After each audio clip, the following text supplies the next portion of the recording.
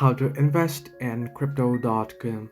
Hello everybody, welcome back to my channel. This is me Vipin Basnet, and today I'll guide you on how you can invest on crypto.com.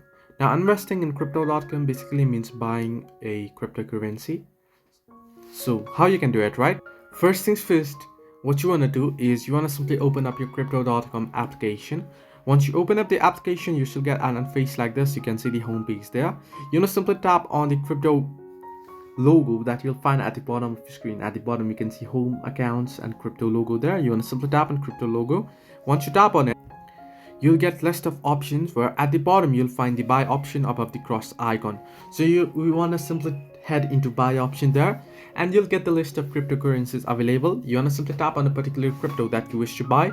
You want to simply tap on, suppose you want to buy Bitcoin, tap on Bitcoin, and you'll get three different options on the crypto detail page, that is buy, sell, and transfer. Tap on buy and add in the details and you'll be able to buy it. However, make sure to fund your wallet. Before doing so, you'll be able to fund it using your credit or debit card or using your bank account once you link it to your account. So hope this helped you. Do like and subscribe, and do not forget to leave a comment down below if you have any further issues.